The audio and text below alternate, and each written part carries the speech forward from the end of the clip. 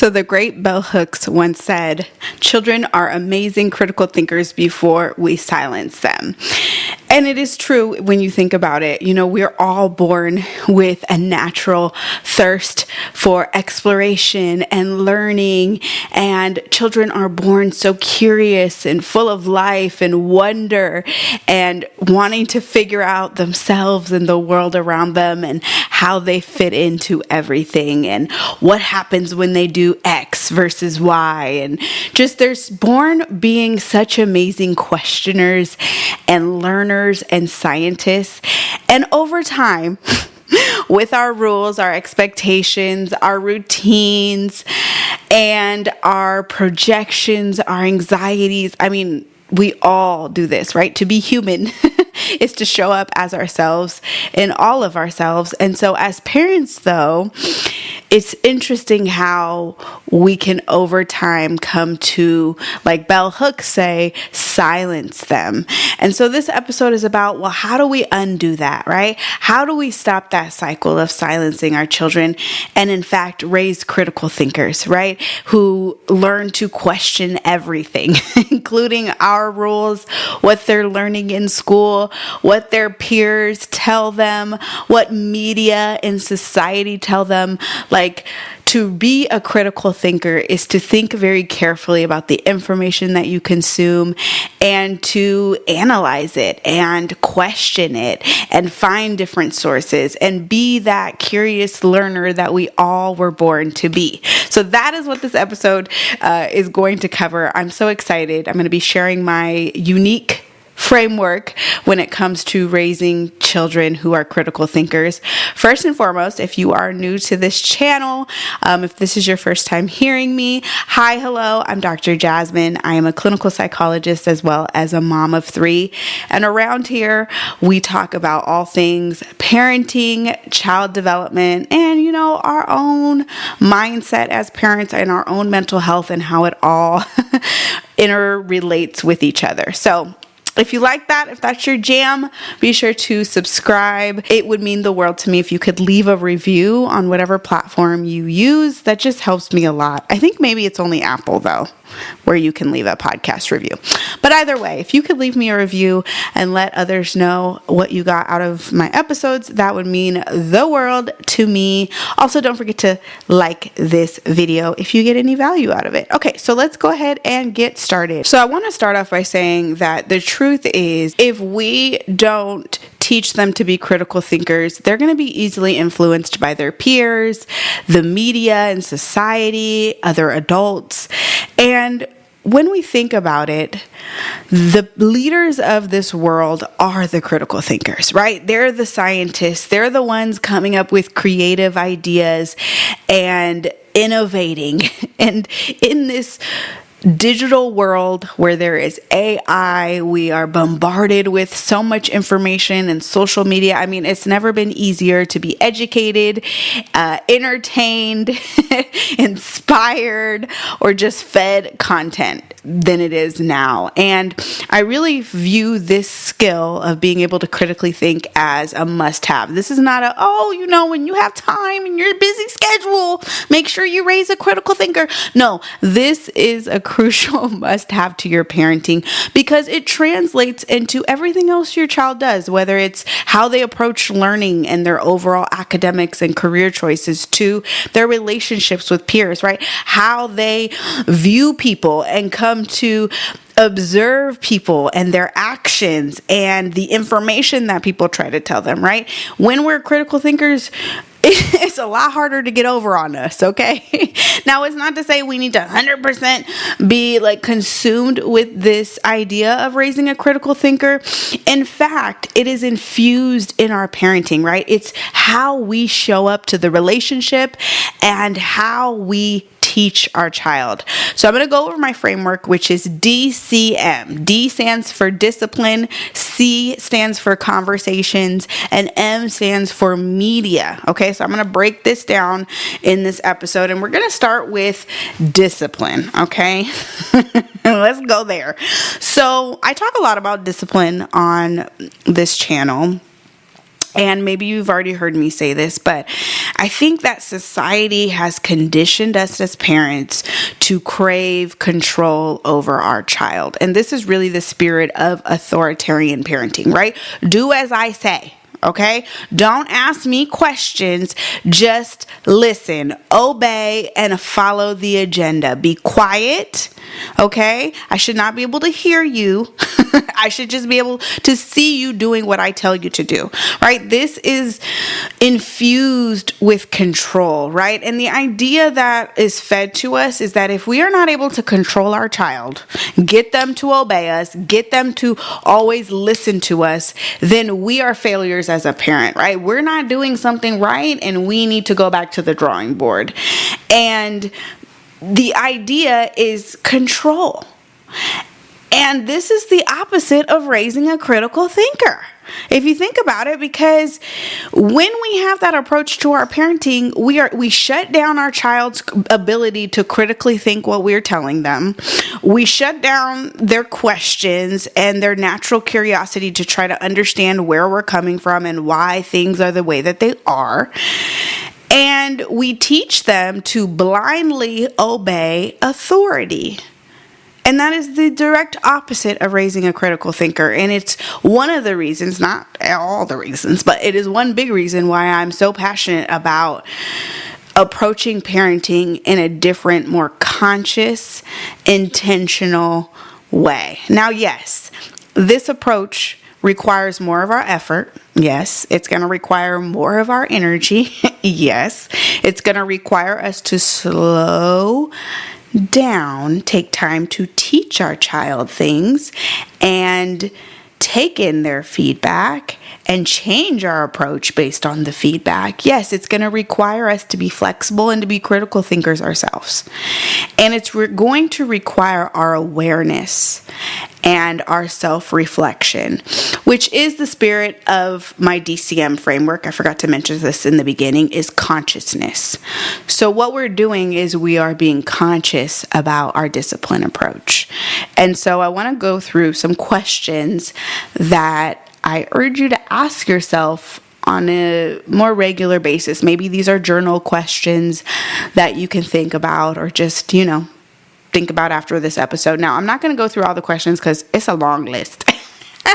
I got, a little inspired as I was writing this episode out. But if you go to my blog, there'll be a whole list. If you are on my email list and you get my newsletters, you'll see the written version of this episode. If you are not, you can go to themomspsychologist.com/newsletter. And that should get you on my newsletter, my email list. Okay, so let's go through these questions to ask. So what you want to do is you want to start to get in the habit of regularly questioning your parenting approach, questioning your rules and limits, questioning your overall routines, questioning how you discipline, and questioning the assumptions and expectations that you have of your child and how you view yourself as a parent. So, for example, starting to ask yourself why whenever you go to place a limit, or after the fact, after you've had, a hard moment with your child, there's been some conflict, there's been some power struggles,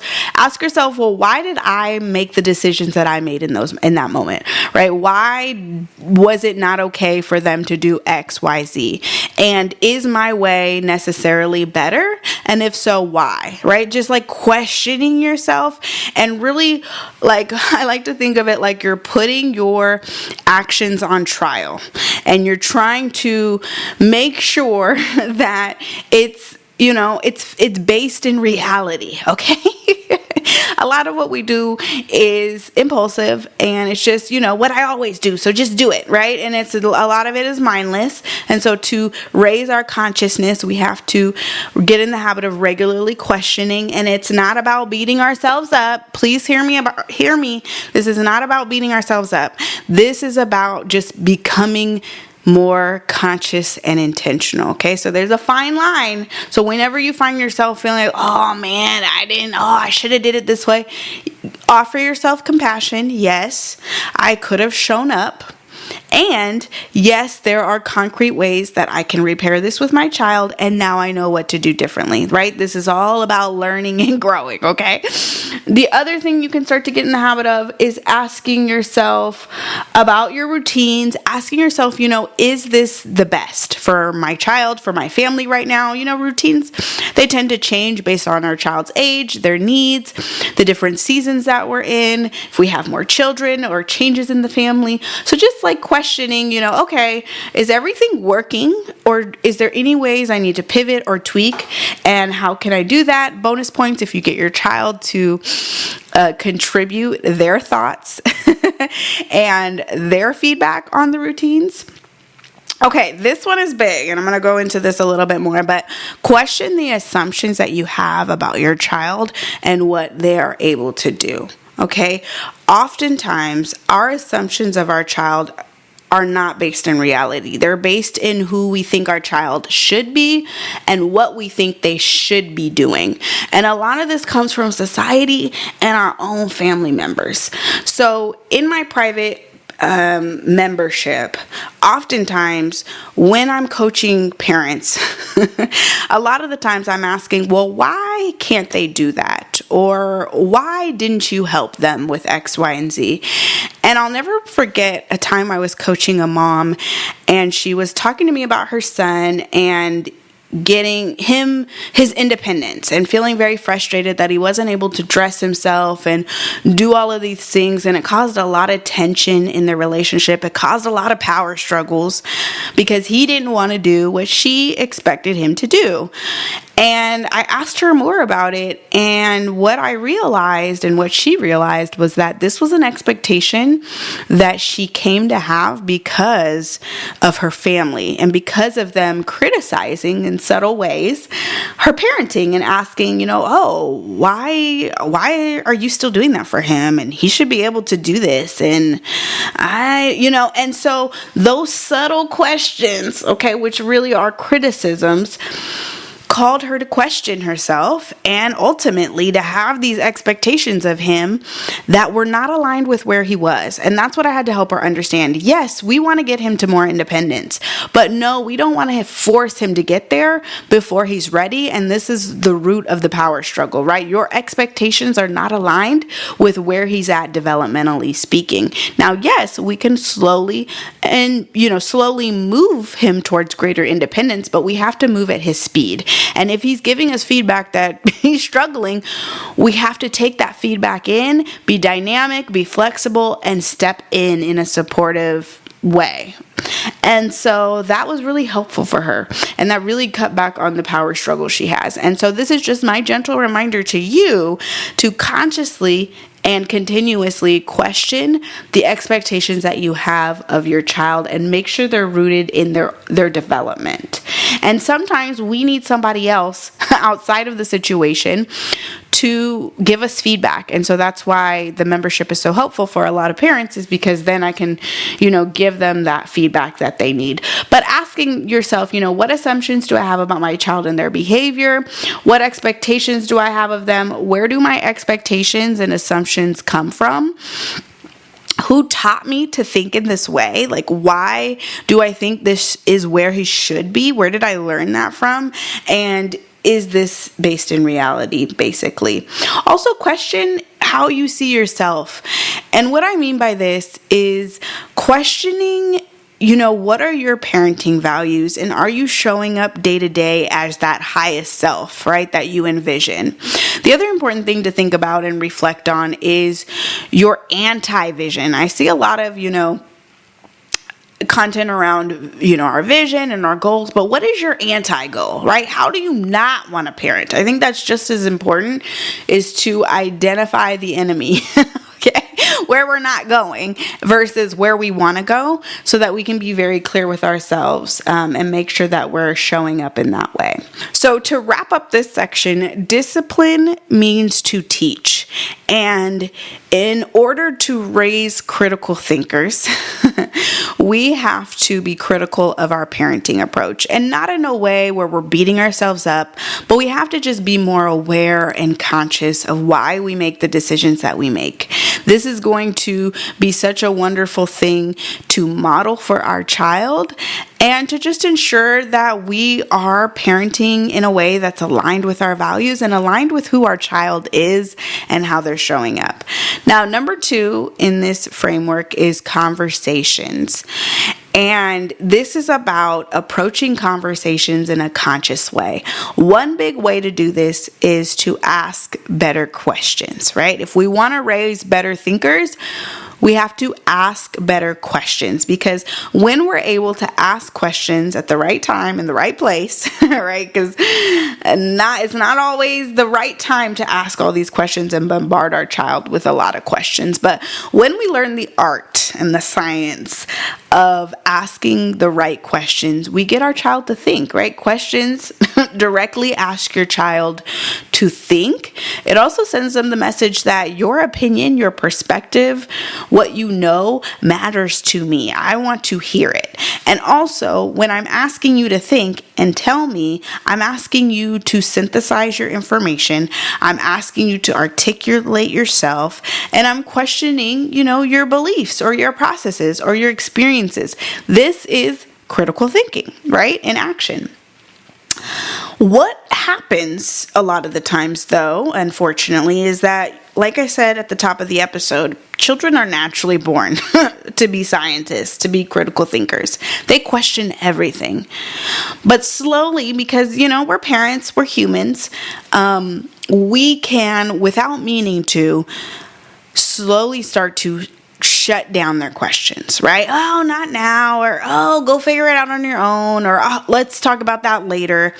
We slowly start to teach our child that questions are a nuisance, right? They're annoying, and they learn that I shouldn't ask questions. Let me leave that alone. Or they just don't ask as many questions. And this can translate to how they show up at school and other relationships. So we want to be mindful of that, right? That it's a wonderful thing for children to ask questions. Yes, it's annoying. Yes, it's overwhelming when we're trying to do 1,000,001 things. Yes, it's a lot, especially if you have more than one child, so you're getting hit with so many questions from so many different people and so many different angles.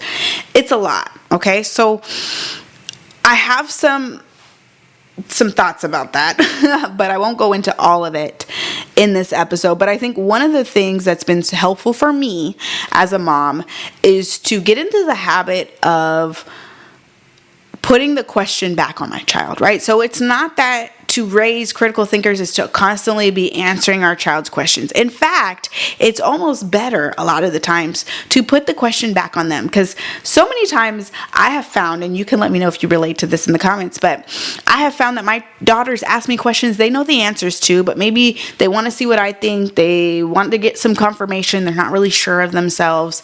And so when I put it back on them, they know the answer, and then it's a wonderful way for me to be like, yeah, and give them that encouragement, that little boost of confidence. Oh yeah, you're on the right track.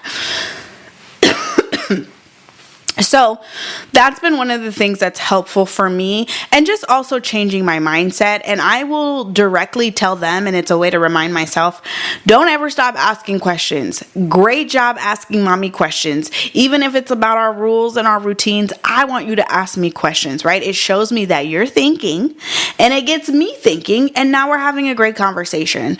So saying those things directly reminds my child and me that questions are a wonderful thing, right? This is about learning and teaching and guiding my child. And yes, I have a couple seconds to practice a little patience, slow down my busyness and my multitasking and just be present for my child. Of course, I'm not going to be perfect. None of us are perfect. And that's okay. When we can't answer our child's question in the moment, we can prompt them, especially if we have an older child, to write down their question, which, gets them practicing their writing skills. We can prompt them to ask later. Oh, that's a great question. Let's talk about that when we have some time at bedtime to kind of, talk about that. I want to take a little moment to finish what I'm doing and really think about your question so that I can give you the best answer. Something along those lines. But of course, make sure you follow up. If you say you're going to talk about it later, talk about it later. Okay, so before we wrap up this section about conversations, I'm going to give you 8 concrete questions that you can ask your child to encourage their critical thinking. So whenever they come to you with something they've built, created, learned at school, an assignment, a project, what have you, I want you to encourage them to describe for you what it was like building it and the feelings and thoughts that they had while they built it, and how does it feel now that it's done. This is great because it gets them to not only explain what they learned and their takeaways, but it also gets them to appreciate the process over the result and encourages them to think carefully about whatever it is that they created. And then you can ask questions like, can you think of another way to do this differently? Or let's say it's a certain idea or perspective that they have. That is such an interesting perspective. Can you think of another perspective? And basically what you're doing is you're encouraging them to entertain different ideas. This is the root of creativity, right? It's being able to see one thing, one idea, one problem, one whatever, and be able to entertain and hold space for different angles, different perspectives, different solutions to whatever it is that they're trying to understand and analyze. Now, another question you can ask them, is what did you learn? How might you explain this to somebody that does not know anything about this? I want you to imagine that an alien just popped up into our lawn. They're an excited one and they want to really know what, you created this science thing. How would you explain it to them? They don't understand, right? This was really a good question for getting them to slow down and really teach what they know. The best way to learn is to teach. So the more we can get our child to be a teacher, the better it is they are learning and thinking about whatever it is they are thinking about. Okay, the third part of this framework is media. Okay, this is a big one. This is about having a conscious approach to the media that we allow our children to consume. And if we think about it, if we're being real, let me be real for a second. A lot of the times, screen time is like that fill-in babysitter. We don't have a lot of support out here. And whenever I need just a quiet moment, I need a break, or I need to go, do something, or maybe just give the baby a little bit more attention, screens are a wonderful way for me to have that, right? To make space. Like, hey, okay, grab your screens. It's iPad time. I'm going to go spend some time with Jaden, get him ready for bed, for example, right? The problem with this, though, is that children are literally left to their own devices if we're not careful, if we're not conscious. And the problem with that is that, one, they're not learning how to consciously consume media, right? They're not learning how to understand the ideas, the dialogue, the stories that they are consuming, and or what they're exposed to is not necessarily the best developmentally, right? That is the risk that we run if we just leave children to their own devices and we're not conscious about the TV shows, the movies, the apps, whatever it is that they are exposed to. Now, in a couple weeks, I will be dropping an episode. Maybe it's not a couple weeks. Maybe it's a couple months. I don't know. Soon, in the near future, I'll be dropping an episode on my, personal favorites right now in terms of TV shows and movies and all of that good stuff. But I think it's just really important to be aware of that because a lot of children's media is not developmentally appropriate, right? It's made by adults, duh. But, we adults, we have our own mindset, we have our perspectives, we have our opinions, and we have different ideas of what is really entertainment.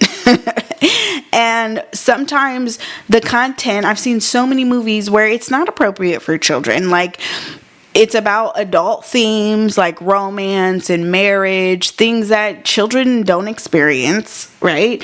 There's adult innuendos and jokes and different things that I'm like, eye roll. There's fantasy and magical, a lot of fantasy and magical thinking, which is great. But sometimes, our kids can't really understand what's real and what's not, especially if you have a young, I'm thinking of the preschoolers. And so they will consume this media and think it's real, and it's not. And so it's just really important that we are aware of what our child is exposed to. Sometimes what happens, and this happens so quickly, it happens so subtly, is that I've seen it so many times, and I'm sure maybe you can relate to this, is our child is exposed to something, a movie, a TV show, whatever, and they go to imitate whatever it is, and then they get in trouble. And you're like, why is you doing that? Right? Like, what? Where did you get that from? Oh, you got that from the movie? Oops. Right? And then they're like so confused, and they're feeling bad about themselves, and they don't know what's going on. And, in their mind, they're just trying to be that cool character they saw, right? They're just trying to test out, what will happen if, I say that. And again, it happens so subtly without us really realizing it a lot of times. And of course, our children don't realize it. But we just have to be conscious of this, because if we knew what they were exposed to, we would say, oh yeah, that sounds like something so-and-so said, in that one episode. So anyways, here are some quick tips for consuming media. So ideally, you consume media with your child. I know this is not always realistic for us as parents. So if nothing else, you make sure to do your research and your due diligence to make sure that whatever it is that they're consuming is age appropriate and all of that good stuff. But one of the biggest tips for raising critical thinkers is to notice the moments when characters make, quote unquote, poor choices, not so good choices. Like, really notice those things. So a lot of the times I'll see in stories, there's lying to get out of trouble. There's not, they're not really honest about their true feelings or what they need because they don't want to, offend the other person or, whatever. There is, sneaking around to bypass the parents' rules. I've seen that. I've seen them, just not making the best choices. Let's just keep it at that. So whenever you notice that, then this requires you to be paying attention. But you want to stop. You could pause and have conversations with your child about these things, right? Like, was that a lie or was that a truth? Was that the truth? Was it a fib? I usually say fib. But this is one of the questions I'm always asking my children, is like, based on what you know about the story, is that based in reality what she just told her friend? Is that really how she feels? Is that really what she's asking for? Is that really what she did? And getting them to understand, what might have been her motive. What was she trying to avoid or gain from lying? And how might that impact her relationship? Or even how she feels about herself, right? And the trust and intimacy that she has with that person, right? Just having those good conversations. This is good stuff. This is gold when we can start to have those conversations in a non-judgmental, shaming way. Just, I'm curious, right? I'm questioning. Okay. Also, notice the character's feelings and point them out, right? Oh, okay. I see, she looks a little red in the face. She seems nervous when she said that. What do you think? Or, wow, she's so excited. What do you think she's hoping to get? Those kind of questions about characters' feelings, their motives, their hopes, their dreams, just helping them understand the story as it's unfolding. And most importantly, or not most importantly, because all of these things are important, but one of the big ones is helping your child understand the underlying lesson or message in the story. This is really important. And if you're watching a good movie, a good, TV show, there's going to be a lesson there. There's going to be a golden nugget. And when we can help our child uncover that lesson, it helps them have a takeaway from it. Because what are we really consuming media if there's no lesson or takeaway? I mean, sure, there's some entertainment, but I don't know. I think that there should also be a lesson, a takeaway. So you can prompt your child to share what their takeaway was. But if they struggle, you just go ahead and teach them. Go ahead and share, my interpretation of that story is that it's important to XYZ, right? Whether it's themes of friendship or hard work or learning and progress, relationships, whatever it is, like try to uncover what the lesson is and have conversations around those things. Another thing that you can teach your child as you are hearing stories is what makes a good story, right? Every story has a villain or a problem that they have to overcome. Most of the times stories include guides and people that help that main character get through the problem. Then there's this big, message and lesson, but that happens after they go through the process of solving that problem. So that's another important thing, is to help your child understand the main ingredients of a story. The other thing is to help them understand that there is many perspectives. So getting them to critically think, okay, who is telling me the story and how might this story change based on who is telling the story and based on their own perspectives, experiences, history, culture, understanding, etc., etc., etc. This is really important too as your child is learning history. Okay, and there's more questions. Again, if you want the full breakdown of the newsletter, then you can go to my website, The Mom Psychologist, and visit my blog. It'll have an article that goes through that, and just make sure that you're on my email list because I send these out every week. Again, you can go to themomspsychologist.com/newsletter to be added to my email list. But I hope that this was helpful. I hope that this got you thinking about ways that you can infuse critical thinking into your everyday life. But in true critical thinking fashion, let me know what you think. What were your thoughts on what I said and, media and discipline and the ways we conversate and handle questions.